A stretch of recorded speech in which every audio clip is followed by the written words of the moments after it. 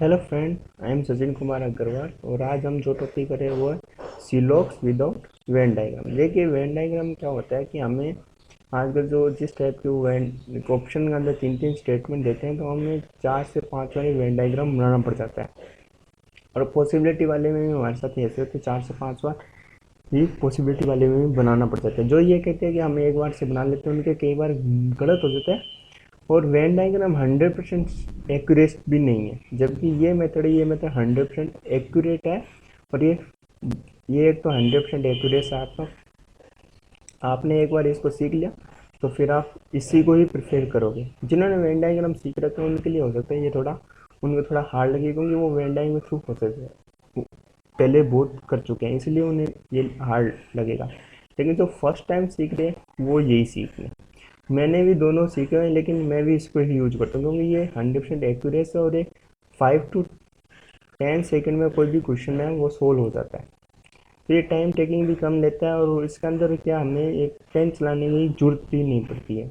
आप पेन बिना चलाए भी कर सकते हो। एक बार आप थोड़ी बहुत 10-15 से क्वेश्चन कर लो, उसके बाद आपको इसके रूल्स हैं वो रूल्स याद हो जाएंगे।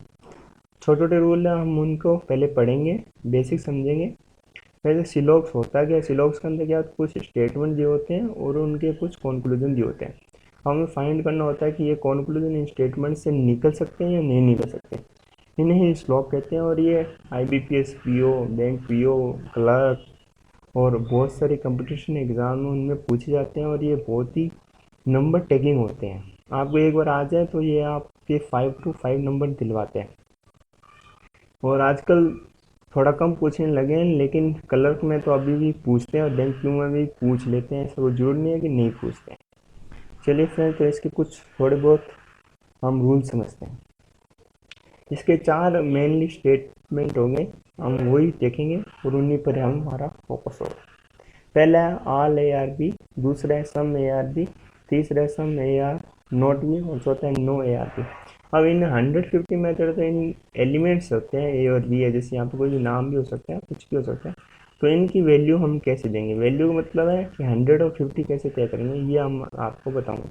ऑल है तो ए की वैल्यू होगी 100 और बी की वैल्यू होगी 50। ऐसे सम है तो इन दोनों की वैल्यू 50-50 हो जाएगी। और सम ए और नॉट बी है तो इसकी वैल्यू 550 हो जाएगी।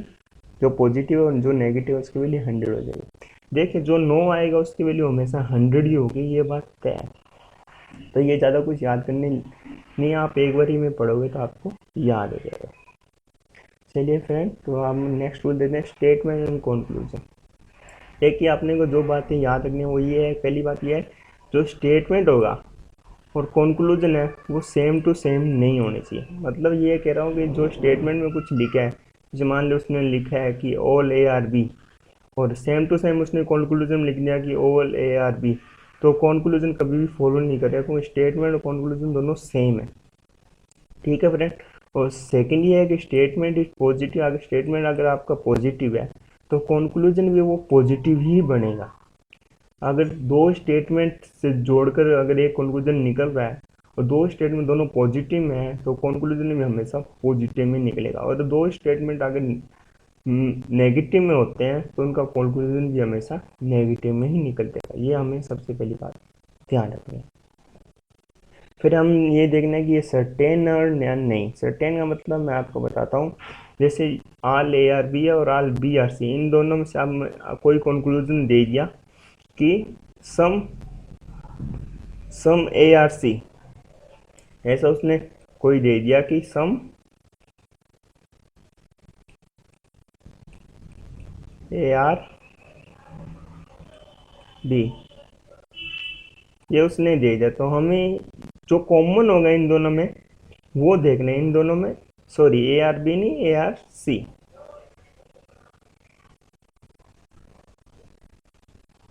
ये ARC है आपका।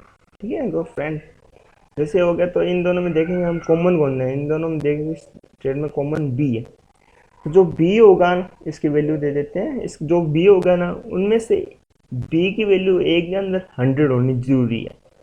किसी एक में अंदर भी 100 हो सकती है, कोई जरूरी नहीं है कि इसमें भी 100 हो सकती है चाहे तो, या फिर इसमें भी 100 हो सकती है। दोनों में से एक में इसकी वैल्यू 100 होनी जरूरी है। अगर दोनों में 100 है तो भी ये कोई बड़ी बात, लेकिन एक में 100 होना बहुत ज़रूरी है। अगर नहीं होगा, एक में भी 100 नहीं होगा तो इसका कोई भी रिलेशन नहीं बनेगा इन दोनों में। जब दोनों में रिलेशन नहीं बनेगा तो ये भी रिलेशन नहीं बनेगा।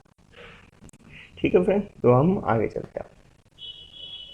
सेकेंडली हमारा यही है कि सम ए ऑल और सम है, देखिए ऑल ए आर बी और सम ए आर सी है। इसके अंदर यही है कि देखिए यहाँ पर इन दोनों में कनेक्शन बन रहा है। ये देखिए, ये ऑल है और ये ए है, ये दोनों क्या है, कॉमन है। जो कॉमन होता है ना उसकी वैल्यू 100 होना चाहिए। तो अब इसका जो भी स्टेटमेंट बनेगा इन दोनों में बनेगा, जो भी रिलेशन बनेगा इन दोनों में, बी और सी में रिलेशन अब बनेगा। ठीक है, तो ऐसे होता है सर्टेन वैल्यू।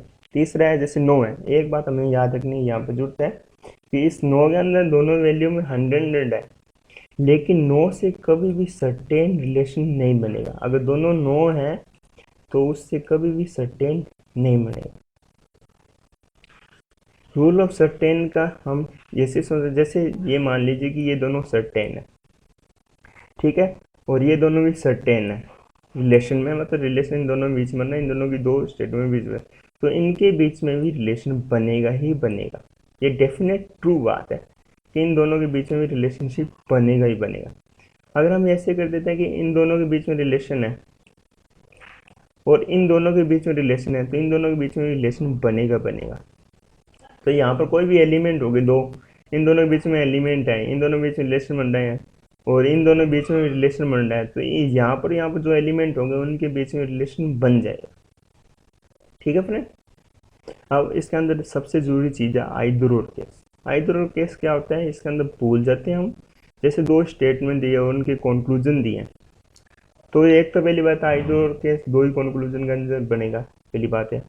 बहुत कंक्लूजन और दो कंक्लूजन होंगे, ये दो कंक्लूजन है स्टेटमेंट को फॉलो नहीं करनी चाहिए, ये स्टेटमेंट को फॉलो नहीं करेंगे। और क्या होगा, एक कंक्लूजन होगा वो पॉजिटिव होगा और दूसरा होगा वो नेगेटिव कंक्लूजन होगा, कोई भी दोनों में से हो सकता है। और दोनों ऑल और नो नो स्टेटमेंट नहीं होने चाहिए। दोनों की बात करूँ फ्रेंड, दोनों में से एक नहीं, दोनों ही, कोई भी आल हो कोई भी नो, अगर ये दोनों एक साथ में है तो भी ये आइदर और केस नहीं बनेगा। ये सबसे मेन बात हमें याद रखनी है कि आल और नो नहीं होने चाहिए और एक पॉजिटिव होना चाहिए और एक नेगेटिव स्टेटमेंट होना चाहिए, और दोनों कंक्लूजन है वो स्टेटमेंट को फॉलो नहीं करना चाहिए। और तीसरी बात हमें सबसे ध्यान रखने वाला जो कि अक्सर हम भूल जाते हैं वो ये है कि कंक्लूजन एलिमेंट्स आर द, जो कंक्लूजन में एलिमेंट्स होंगे ए और बी हो गया, ए और बी, जैसे पॉजिटिव में ए और बी है और नेगेटिव में भी ए और बी है, जब भी ये आइदर केस बनेगा, अगर पॉजिटिव में ए और सी है और नेगेटिव में बी और सी है, तब ये नहीं बनेगा, तब ये दोनों फॉलो नहीं होंगे, आइदर केस तब नहीं लगेगा। तो जैसे हम ये क्वेश्चन देखते हैं, पहले वैल्यू हम लगा दीजिए। अपन अभी सीख रहे हैं इसलिए हम 100 और 50 लगाते हैं। अगर एक बार आप 5 to 10 क्वेश्चन कर लोगे तो आपको ये लिखने की कभी भी जरूरत नहीं पड़ेगी, आपको कुछ भी लिखने की जरूरत नहीं पड़ेगी, आप सिर्फ थिंकिंग करके इन सब क्वेश्चनों का जवाब दे दोगे। अब इसके अंदर देखते हैं कि जैसे डॉलर और यूरो के अंदर रिलेशन, अब देखते हैं डॉलर और यूरो कहाँ है। ये रहा डॉलर और ये रहा यूरो, इन दोनों के बीच में कॉमन कौन है, रुपी। रुपीज दोनों में से एक 100 है, बिल्कुल ये रुपीज 100 है, तो दोनों में रिलेशन बनेगा। एक जरूरी बात हमें ये रखनी है कि जो एलिमेंट्स होगा, जैसे यूरो है, यूरो के हम देख रहे हैं कि इसकी वैल्यू 50 है, तो यहाँ पर कहीं पर भी अगर यूरो की वैल्यू 100 होगी तो वहाँ पर क्या होगा, ये स्टेटमेंट कंक्लूजन क्या है ना, फॉलो नहीं होगा, क्योंकि इसके अंदर वैल्यू है ना, अगर किसी एलिमेंट्स की वैल्यू 100 है तब तो वो 100 यहाँ पर आ सकता है कौन, लेकिन किसी की वैल्यू 50 है तो उससे ज़्यादा वैल्यू नहीं आएगी। देखिए आप एक बार समझिए कि किसी आदमी के पास 50 रुपये हैं, ठीक है, तो वो 100 रुपये कैसे खर्च करेगा। तो यहाँ पर यही बात है, अगर किसी पास 100 रुपये है तो वो 50 रुपये खर्च कर सकते हैं, इसलिए हम 150 मेथड इसीलिए इसको बोला जाता है। ठीक है फ्रेंड, तो हम देखते हैं कि डॉलर और यूरो कहाँ, डॉलर और यूरो यहाँ उनके बीच कॉमन रुपीज है जिसकी एक वैल्यू क्या 100 है, इन दोनों में रिलेशन बनेगा। अब देखना है कि इसकी वैल्यू किसकी, इसकी वैल्यू 100 है और इसकी वैल्यू 50 है, इसकी वैल्यू डॉलर की वैल्यू 100 है और इसकी 50 है। अब देखते हैं यूरो की वैल्यू 50 है, तो हम कोई इंक्लूजन नहीं है, मतलब ये फॉलो करेगा। ठीक है फ्रेंड, अब इसमें देखिए यूरो की वैल्यू क्या है, 100 हो गई, जबकि यहाँ पर देखिए दोनों स्टेटमेंट में कहीं भी यूरो की वैल्यू 100 नहीं है, सिर्फ 50 है। 50 है तो इसके वैल्यू में 100 दे रखे, तो ये फॉलो नहीं करेगा। अब इसके अगला क्वेश्चन देखते हैं, हम अगला क्वेश्चन देखते हैं, पहले वैल्यू देख लेते हैं इसकी सबकी। ऑल की वैल्यू हमने लगा ली, सम की लगा ली, और नो की वैल्यू हमने लगा ली। अब अपन देखते हैं कि कौन कौन सा फॉलो कर रहा है। देखिए हैमर और शॉक, हैमर ये रहा और शॉक ये रहा अपने, इन दोनों के बीच में डॉलर है जिसकी वैल्यू क्या है 150, मतलब दोनों के बीच में बनेगा। पहले हम सर्टेन और अनसर्टेन भी देख लेते हैं। इन दोनों सर्टेन है और ये दोनों भी सर्टेन है पर नेगेटिव, ये पॉजिटिव। तो इन दोनों में जो सर्टेन बनेगा थर्ड वाले में, ये भी हमेशा नेगेटिव ही बनेगा। देखिए पॉजिटिव पॉजिटिव नेगेटिव है ये, तो हम वही मेथड है कि पॉजिटिव और नेगेटिव को अगर हम मल्टीप्लाई करते हैं तो हमेशा नेगेटिव ही आता है। ठीक है फ्रेंड, तो इसलिए यहाँ पर जो इन दोनों के बीच में बनेगा वो हमेशा नेगेटिव ही कंक्लूजन आएगा, तभी ये इसको फॉलो करेगा, नहीं तो फॉलो नहीं करेगा। तो ठीक है, हैमर और शॉक हमने इतने लगाने के बाद हमें बस ये चेक करना है कि हैमर और शॉक कहाँ पर है, और फिर हम उसकी वैल्यू चेंज देख लेंगे। यहाँ पे देखिए all dollar are hammer, hammer और शॉक ये रहे, और इन दोनों के बीच में डॉलर है जिसकी वैल्यू क्या है, एक में 100 है, तो इन दोनों में रिलेशन बनेगा। लेकिन यहाँ पर देखिए ये नेगेटिव है, जबकि इन दोनों में पॉजिटिव बन रहा है, और पॉजिटिव और है और नेगेटिव ये है, तो ये रिलेशन नहीं बनेगा कभी भी ये नहीं होगा, क्योंकि मैंने बताया था कि अगर स्टेटमेंट पॉजिटिव है तो कंक्लूजन पॉजिटिव ही बनेगा। तो फिर देखिए हैमर और शॉक, हैमर और शॉक, इसके अंदर देखिए हैमर की वैल्यू कितनी है 50 है और शॉक की वैल्यू 50 है, और इन दोनों के बीच में रिलेशन बन रहा है, तो ये फॉलो करेगा। फिर देखते हैं डॉलर और शू की वैल्यू। यहाँ पर क्या है, ये रहा डॉलर और ये रहा शू, ये डॉलर, इन दोनों में रिलेशन बन रहा है और दोनों क्या है नेगेटिव है, और दोनों में देखिए वैल्यू देखिए डॉलर की वैल्यू देखिए कितनी है 50 है, और यहाँ पर देख लिए डॉलर की वैल्यू क्या है 50 है, और शूज़ की वैल्यू 100 है। अगर यहाँ पर 9 लग जाता आगे तो ये फॉलो नहीं करता, लेकिन यहाँ पर डॉलर की वैल्यू 50 है और डॉलर की वैल्यू स्टेटमेंट के अंदर यहाँ पर भी 50 है, तो ये फॉलो करेगा। ठीक है फ्रेंड, अब देखते हैं हैमर आर नॉट शूज। अब देखो हैमर ये रहा जैसे मैंने बताया था, और शूज ये रहा, इन दोनों रिलेशन बन रहा है, वो भी नेगेटिव में बन रहा है, तो ये भी नेगेटिव में होगा जो कि दे रखा है। अब हैमर की वैल्यू देखो इन दोनों स्टेटमेंट में कितनी है 50 है, यहाँ पर भी अगर 9 होता तो ये भी स्टेटमेंट नहीं बनता, लेकिन यहाँ पर हैमर की वैल्यू 50 है तो इसलिए फॉलो करेगा ही करेगा। तो देखिए अगर आप एक बार 5 से 10 क्वेश्चन कर लोगे, उसके बाद आप ये चीज़ आपको इतना कुछ लिखने की एक भी जरूरत नहीं पड़ेगी, आप सिर्फ थिंकिंग करके 5 to 10 सेकंड में दे पाओगे। ये तो मैं आपको समझा रहा हूँ इसलिए टाइम लग रहा है। चलिए फ्रेंड, अब हम नेक्स्ट क्वेश्चन करते हैं। पहले हम रिलेशन देख लेते हैं, इसके अंदर कौन कौन सा है, वैल्यू डाल लेते हैं पहले, फिर हम रिलेशन देख लेते हैं। इन दोनों में देखो रिलेशन क्या है, गोट गोट दोनों में कॉमन है तो इनमें रिलेशन बनेगा, लेकिन ये नेगेटिव है तो इसलिए ये नेगेटिव बनेगा। इसके अंदर रिलेटेड दोनों में कॉमन है और एक में वैल्यू 100 है और इसमें भी नेगेटिव बन जाएगा। इन दोनों में जब नेगेटिव बना है तो इन दोनों में भी क्या होगा, नेगेटिव ही रिलेशन बनेगा। ठीक, अब हम देखते हैं ये इसका है टाइगर और रेड। देखिए कहाँ पर है टाइगर और रेड, यहाँ पर इन दोनों में नेगेटिव है, और इसके अंदर टाइगर की वैल्यू 100 है, और इसके अंदर क्या है टाइगर की वैल्यू दोनों में 50 आ रही है, इसलिए ये फॉलो नहीं करेगा। फिर देखिए डॉग और गोट, देखिए कहाँ पर डॉग और गोट ये रहे, इन दोनों में रेड कॉमन है जिसकी वैल्यू है। अब देखिए इसके अंदर डॉग की वैल्यू क्या है 100 है, और गोट की वैल्यू क्या है, गोट की वैल्यू भी 100 है।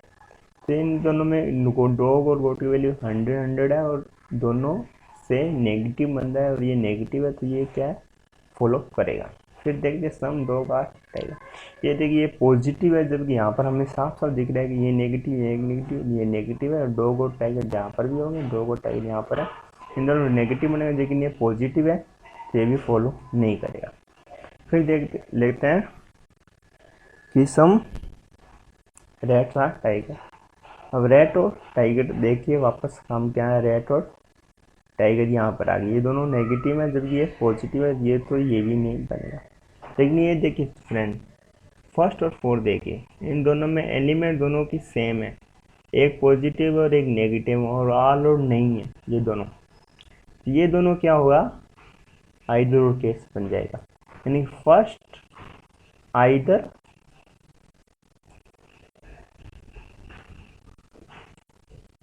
आइदर फोर, ठीक है फ्रेंड, और सेकंड फॉलो करेगा। ऐसे हम इन क्वेश्चनों को आप 5 to 10 सेकंड में बहुत ही आसानी से कर सकते हैं। अगली वीडियो जो हमारी होगी वो होगी पॉसिबिलिटी बेस्ड, और इसका थोड़ा सा इसके अंदर थोड़ा सा एडवांस वर्जन भी थोड़ा हम करेंगे, थोड़ा बहुत और स्टेटमेंट देखेंगे जिनकी वैल्यू हमने अपने को कैसे दे सकते हैं, वो भी हम अगली नेक्स्ट वीडियो में देखेंगे। Thank you friend, please like this video, subscribe this channel, and अब अगर आपके पास कोई सुझाव है तो वो भी आप कमेंट बॉक्स में लिख सकते हैं। आपको वीडियो कैसी लगी वो भी आप लिख सकते हैं। प्लीज़ लाइक ज़रूर कीजिएगा, शेयर भी कीजिएगा, कमेंट भी कीजिएगा, और चैनल को सब्सक्राइब करना ना भूलिए। Thank you friend.